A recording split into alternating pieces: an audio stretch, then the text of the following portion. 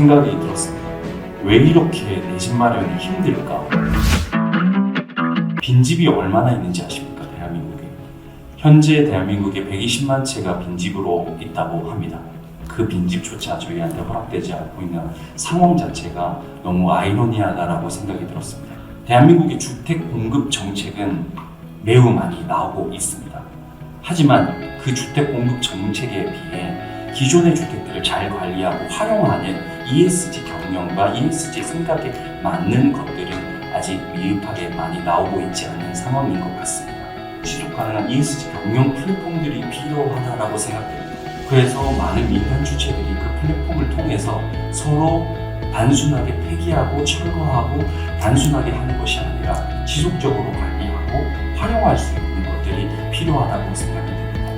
단순히 정부 주도가 아니라 민간의 활동과 운동을 기반을 한 플랫폼이 저희 ESG 경영의 가장 핵심이지 않을까라고 생각이 됩니다.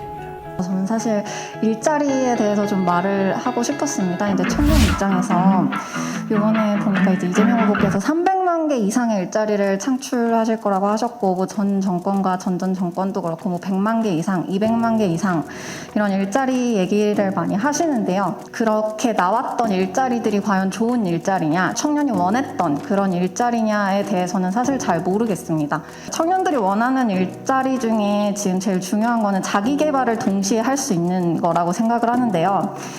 같이 개발이 될 수 있어야 되죠. 이제 같이 발전할 수 있는 그런 직장이면서 워라밸이 보장이 돼야 되는데, 그런 거를 청년 입장에서는 사실 어떤 기업이 그런 기업인지 알기가 쉽지가 않죠. 그래서 그나마 정보가 많이 공개되어 있는, ESG 정보가 많이 공개되어 있는 대기업에다 지원을 하는 거고, 중소기업 입장에서는 사실 그럴 만한 경제적 동기가 없다고 생각하는데, 정부가 할 수 있는 가장 큰 일이 기존의 일자리를 좋은 일자리로 만들 수 있도록 ESG에 기반한 경제 시스템 자체를 구축하는 것, 저는 그것이 중요하다고 생각을 합니다. 좀 주목해서 보셔야 될 게, 지금 좋은 일자리라는 게 우리 청년이 원하는 일자리와 또 실제로 제공되는 일자리의 갭이 굉장히 크고 미스매칭되고 있는데, 이게 교육의 문제에 있거든요. 그래서 교육대전안에서는 지금 정확히 교육 문제를 발표하기는 어렵지만, 우리나라가 초등학생 1인당 교육비보다 대학생 1인당 교육비가 적은 거의 유일한 나라입니다. 이걸 개선하기 위한 과감한 투자 계획들을 갖고 있습니다. 중소기업 관련해서 정책 좀 말씀을 드리면은, 중소기업들이 ESG를 말씀하신 대로 별 유인이 없다, 내가 왜 이걸 해야 되지? 이렇지만은 지금은 탄소국경세를 비롯해서 이건 생존의 문제죠. 납품이 안 되는 상황이 됐기 때문에, 그래서 기업 차원에서 하기 위한 다양한 규제화나 자금 지원을 좀 준비하고 있다라고 말씀을 드리겠습니다. 당부드리고 싶은 말씀은, 사실은 제가 거의 모든 부처랑 일을 하고 있습니다. 지금 ESG 관련해서.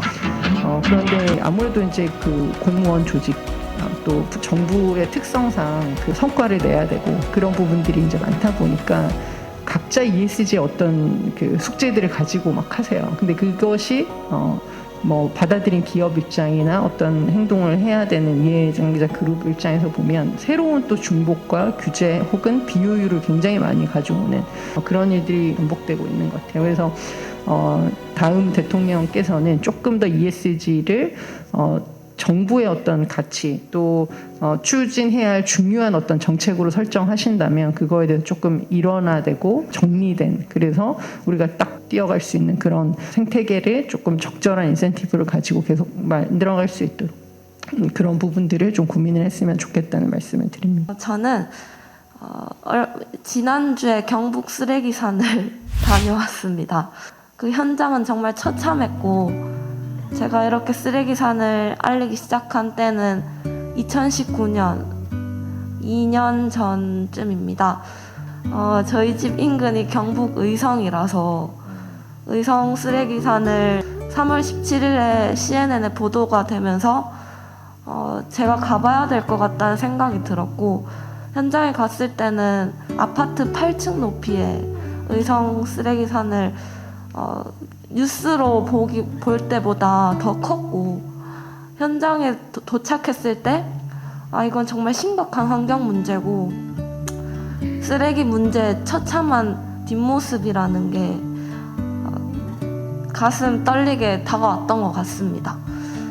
그래서 제가 할 수 있는 일이 무엇일까 하다가 쓰레기 문제를 알리기 위해서 쓰레기 파티도 해보고 청소년들을 데리고 환경 교육도 진행을 하면서 다양한 활동들을 진행했습니다.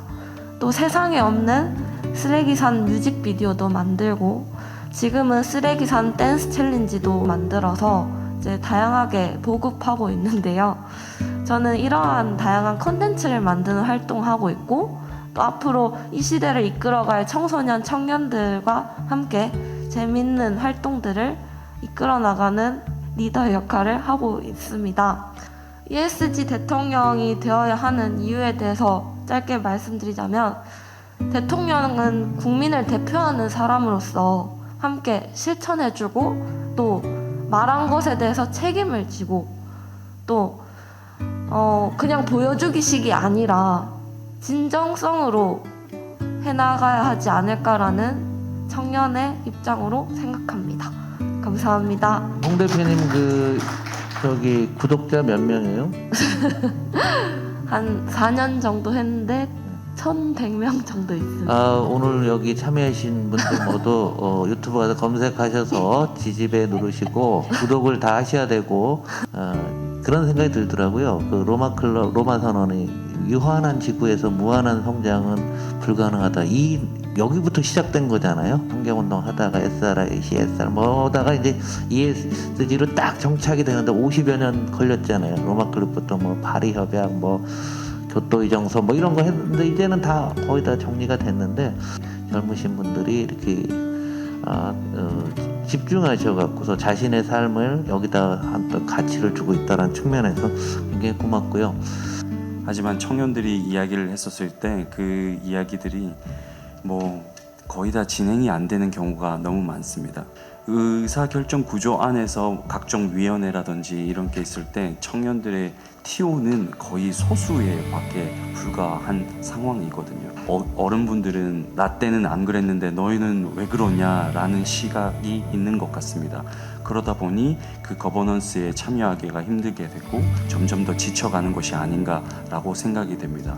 다수의 힘 때문에 청년들의 소수가 아예 혼자서 그냥 좀 집 안에서 숨어서 스마트폰이나 다른 매체를 통해서 폭발적으로 자신의 감정을 표현하는 것들이 조금 이 사회에 많이 만연하지 않는가라고 생각이 듭니다.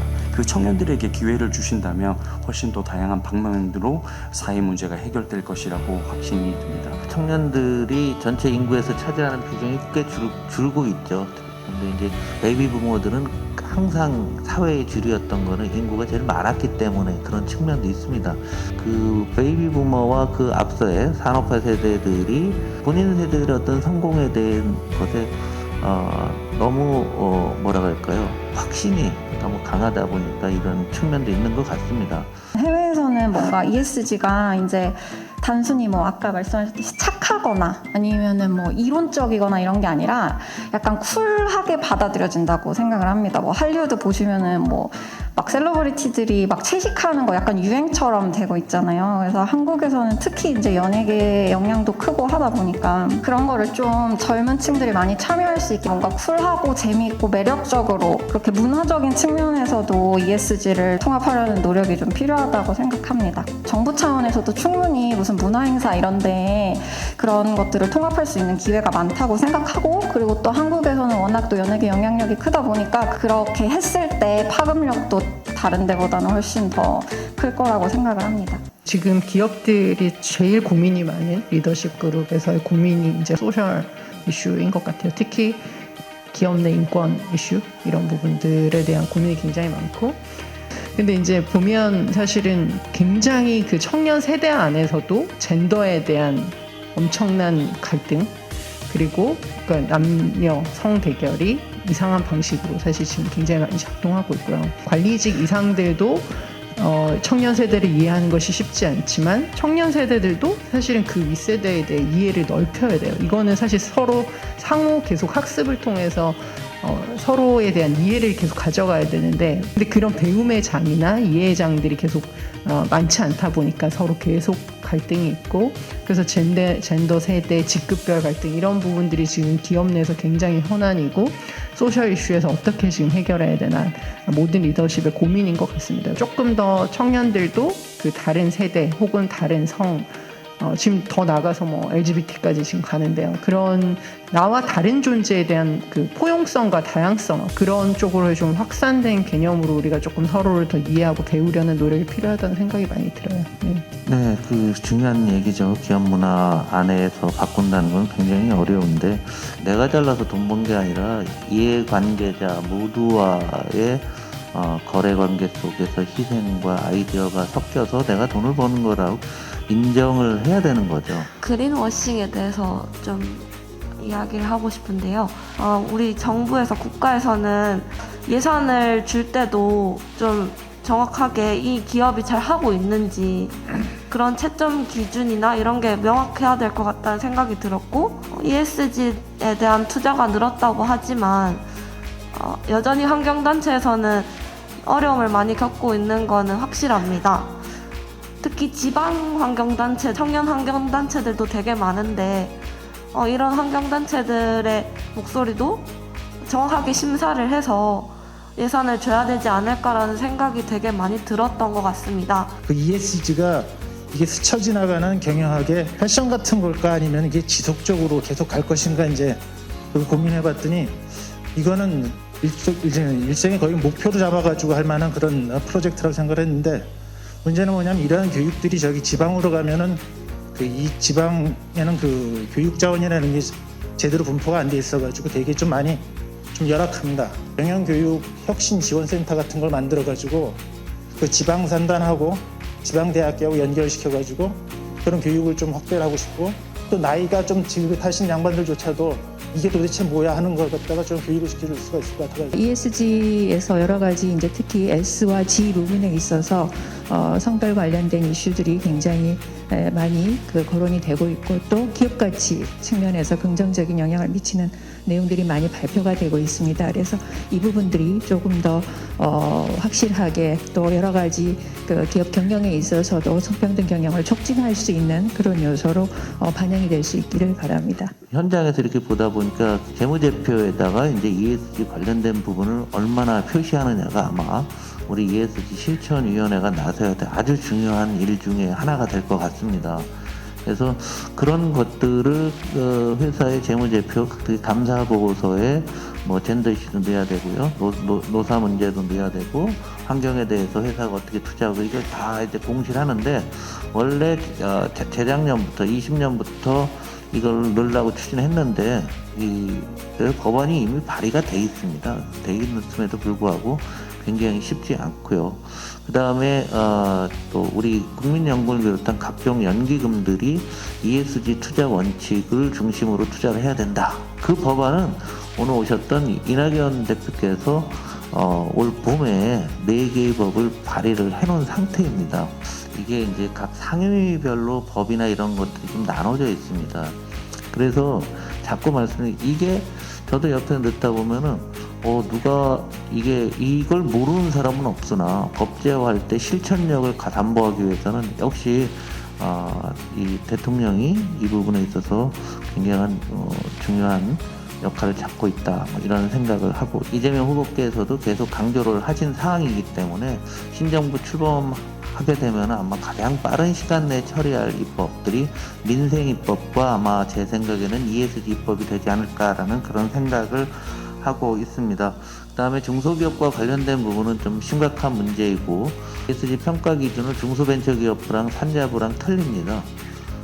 이게 그래서 조율이 안 돼서 제가 국무조정실에서 이걸 해야 된다 이런 얘기를 하고 있는 상황에서 지금 이제 대선전이 벌어지고 있는 건데요.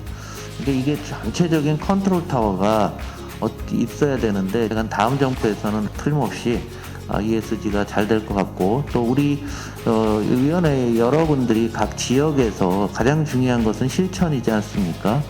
한번 관심 있게 실천하는 많은 우리 움직임이 있기를 간절히 소망합니다.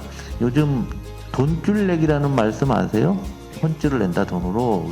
그러니까 아까 우리 그 첫 번째 착한 기업이라든가 좋은 회사에 대해서 물건을 막 사준다든가 이렇게 돈을 쓰면서도 하는데 이걸 주도하는 게 우리 젊은 청년들이 주도하고 있습니다. 그래서 우리 사회가 굉장히 어렵고 힘들고 분열된 것 같지만 우리의 젊은 청년들이 우리 사회의 변혁을 위해서 굉장히 노력하고 있다.